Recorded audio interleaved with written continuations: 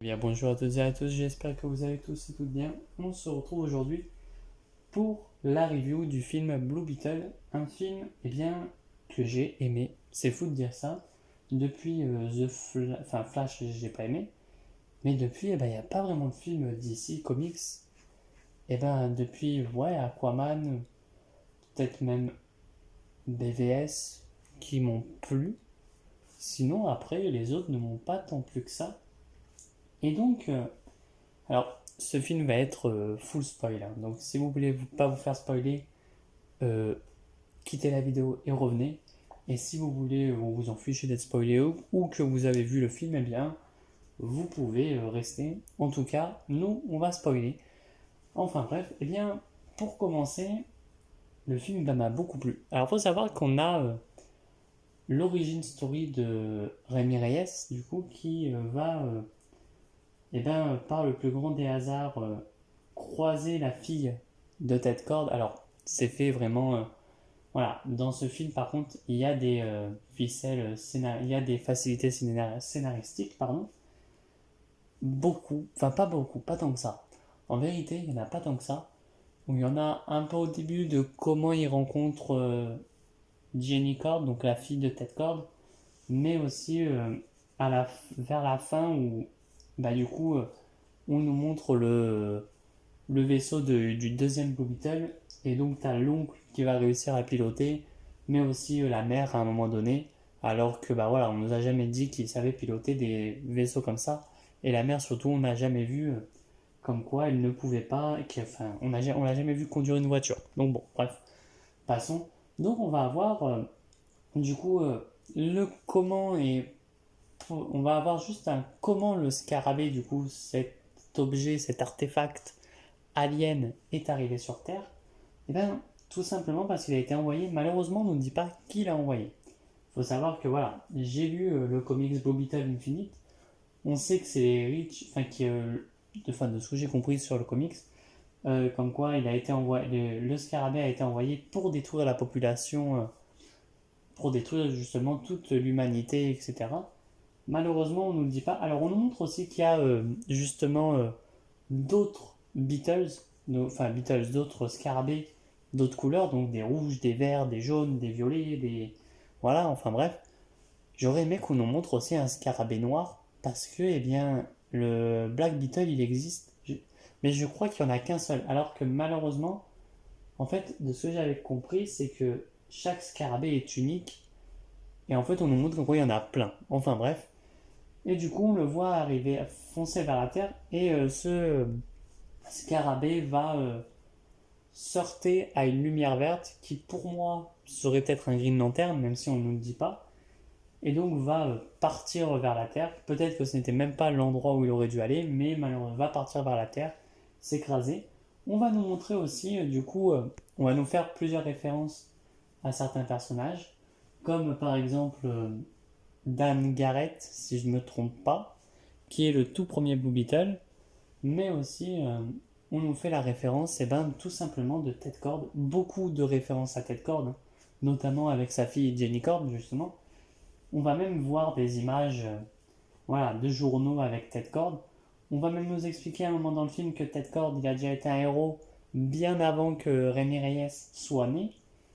Et là, c'est à ce moment-là où tu comprends comme quoi le film, il est pas vraiment dans la continuité du DCU avec, Superman, Batman, etc. Enfin, avec le Superman de Man of Steel, du coup, de Henry Cavill, mais plus dans son monde à part. C'est même si on t'aurait mis des références au Teen Titan, ça aurait pas été dérangeant. En vérité, le film est plus dans son monde à part à lui que tout simplement dans la continuité. Donc c'est pour ça qu'en vérité, je me dis, s'il est dans le DCU, ça serait pas grave, ça serait super même, en vérité. À un moment donné, tu as même du coup des références à Ted Cord, et à la fin, donc on va passer du début à la fin, hein. C'est, voilà, j'avais fait une critique juste avant, mais elle était très brouillon. J'ai essayé vraiment de faire par ordre chronologique, malheureusement je suis pas arrivé, voilà, faute à moi, hein, tout simplement. voilà, ça va être du début, fin, milieu, etc. Et à un moment donné, donc la scène post-crédit, il y en a une, hein, il y en a deux, mais je suis resté seulement à la une parce que la deux, enfin, racontait rien vraiment. Et donc la première, c'est justement, et je pense que c'est pour ça que la première, c'est celle-là, c'est avec Ted Cord qui va demander de l'aide parce qu'il est vivant. Je pense que c'est pour ça que c'est la première parce que l'autre, c'est juste, à un moment donné, t'as la, une émission qui passe et c'est la même, enfin, je sais plus vraiment. Enfin bref. Et donc, ensuite, on a du coup Rémi Reyes qui va sortir d'université, qui aura eu voilà, son examen d'université, etc., qui aura été diplômé. Et donc, à ce moment-là, il va retrouver sa famille qui est très présente. Mais, eh ben, c'est pas si dérangeant que ça. Ça aurait pu faire comme Shazam 2, en vérité, où là, c'était vraiment de la merde. Là, non, c'est pas dérangeant, à part l'oncle qui est plus que dérangeant, même si, en vérité, eh ben, j'ai bien aimé l'oncle, lourd par moment, mais en vérité, il a ce côté légèrement attachant, je trouve, même si, des fois, t'as envie de lui mettre deux claques. Nana, donc la grand-mère, franchement, par contre, c'est le personnage où t'as même envie de connaître plus sur elle, hein, quitte à faire un spin-off presque, non je rigole. Non mais vraiment t'avais envie d'apprendre sur elle, voilà, on sait comme quoi, voilà, on nous apprend comme quoi elle a eu un vécu de tout simplement révolutionnaire dans son pays, hein, dans le Mexique. Mais on nous apprend qu'elle a eu un vécu, sans pour autant nous le montrer, hein, bien entendu, mais on nous montre, enfin, à un moment donné, elle va utiliser des armes, faire le plan elle-même, parce que pour retrouver Rémi Reyes qui est coincé justement par Véronica Cords, donc la sœur de Ted Cord, parce que voilà, Véronica Cords, elle est la méchante, et à un moment donné, tu as aussi un côté, et donc, oui, pardon, elle est la méchante, avec du coup Carapax, qui est aussi un méchant, et tu as ce côté où vraiment tu as envie, enfin voilà, tu vois les méchants, et tu te dis, ouais, enfin, c'est vraiment des méchants, quoi. Même s'ils sont pas, genre, c'est pas les méchants, genre un Lex Luthor ou quoi, bah t'as envie comme quoi qu'ils soient arrêtés, quoi. En vrai, t'as cet effet de, ok, faut les arrêter. Rémi Reyes, en vrai, il est même pas tourné au ridicule, pas une seule fois. À un moment donné, t'as des scènes où, voilà, les premières fois où il va utiliser le scarabée, bah, il va être tout nu, même si on ne voit rien. Mais, eh ben, c'est pas tourné au ridicule, en fait. Genre, t'as les scènes où, même si tu veux que ça soit ridicule, elle s'est même pas tournée au ridicule. Il y a des scènes, bon, pas toutes, hein, mais il y a des scènes qui font rire. Il y a des scènes où vraiment t'es hyper attaché. Voilà, tu t'attaches au personnage tout le long. À un moment donné, bah, t'as le père de Rémi Reyes qui meurt. Et franchement, bah, ça m'a touché. Voilà, ça, voilà, en vrai. Parce que le père, il est vraiment. C'est vraiment le père qui va être là pour son fils, qui va et ben, l'aider, même si c'est dur. À un moment donné, je sais plus vraiment la scène, mais il t'explique comme quoi, tout simplement, enfin, il sait pas pourquoi à cet instant T il est là, mais tout simplement, en fait, maintenant, à ce moment même, il est là juste pour parler à Rémi Reyes, et voilà, il est là pour sa famille, et malgré les défauts qu'il y a, et ben, il est là pour eux, tout simplement, et ça m'a touché quand même, franchement. T'as des moments drôles aussi, notamment avec Nana, l'oncle, voilà, tout simplement. Même si l'oncle en joue beaucoup trop, voilà, les pouvoirs du scarabée sont respectés. On nous apprend comme quoi le scarabée a une conscience. Ça, c'est peut-être un des points négatifs. C'est que le scarabée, on nous dit, par contre, faites gaffe, enfin, on dit, voilà, le scarabée, par contre, a une conscience, voilà, il va aider son porteur, mais par contre, à des moments, il va faire ce qu'il veut lui. J'ai, on a vu ça un peu au début, puis à la fin, tu as plus l'impression que Rémi Reyes connaît vraiment, enfin, a la domination sur le scarabée. J'aurais aimé qu'à des moments, enfin, je sais pas, je dis une bêtise, genre, Jenny, Jenny Cord, juste voilà, ou sa sœur qui lui met un coup de poing à l'épaule, mais je sais pas, pour genre dire réveille-toi ou un truc comme ça. Tout d'un coup, t'as le scarabée qui se met en mode attaque, presque pour attaquer, voilà, pour montrer comme quoi, ben, en fait, le scarabée a quand même sa conscience. Mais bon, ça, on nous le montre pas. Je pense que malheureusement, on le verra pas parce que, ben, vu le flop que ça fait, même si bah, je trouve que en vérité il est pas très mérité ce flop, bah, je sais pas si on aura un Blue Beetle 2. J'aimerais franchement, même si on sait que, même si l'acteur de Rémi Reyes est dans le DCU, et ben ça ne me dégénérerait pas du tout. Parce qu'au contraire, et ben, c'est un bon personnage. Même Jenny Cord, si on nous dit bah, elle est dans le DCU, de ce que j'ai compris apparemment on nous dit qu'elle va être dans le DCU, et ben ça me gênerait pas parce que bah, tout simplement ce film, eh ben, même que tu le regardes, hein, une personne de lambda qui va aller voir ce film, genre par exemple, je dis une bêtise, mais une personne qui n'a jamais vu Man of Steel, BVS, la Zack Snyder Justice League, etc., même The Flash, eh ben, il va pas être perdu. Franchement, c'est un film où tu peux pas être perdu. Alors, bien sûr, je ferai, voilà, parce que je ferai une critique beaucoup plus détaillée. Là, c'est vraiment une réaction à chaud où on verra, mais dans ma critique détaillée, bien sûr, il y aura les points positifs, les points négatifs, puis j'aurai le temps de revoir le film. Là, voilà, il n'est pas en DVD, Blu-ray ou quoi que ce soit, donc je ne peux pas voir le film. Enfin, revoir, il faudrait que je paye, malheureusement, je ne vais pas repayer. Je l'ai vu en 4DX, et franchement, en 4DX, eh ben, ça fait super bien son travail. Je l'ai vu en VF. En VF, malheureusement, eh ben, alors, c'est un côté malheureusement, mais en même temps, eh ben, c'est pas bête, c'est que tout le long, eh ben, Nana, donc la grand-mère de Rémi Reyes, ne parle aucun mot donc anglais, on va dire, même si c'est en français. Voilà, on est en Amérique, donc il parle plus américain que français, hein, on est d'accord. Donc, mais en fait, c'est la seule qui parle que dans sa propre langue, donc espagnol, enfin mexicain, pardon. Voilà, pardon, mexicain. Et bah, ça marche parce que du coup, elle est attachante. Ça fait quand même, voilà, la grand-mère qui est venue de son pays, même si elle n'a pas de papier, et vient comme ça, elle ne parle pas la langue, et puis ben, elle est trop vieille un peu pour l'apprendre, donc bah, tout le monde parle de sa langue pour la comprendre, mais vont parler anglais, et franchement, j'ai trouvé ça cool. On a aussi ce côté où famille, alors oui, la famille latino, même si c'est pas le principal, et franchement, ça marche vraiment. Franchement, ce film, allez le voir, même si vous n'y perdrez pas à ne pas aller le voir. Mais franchement, c'est un très bon film, je trouve.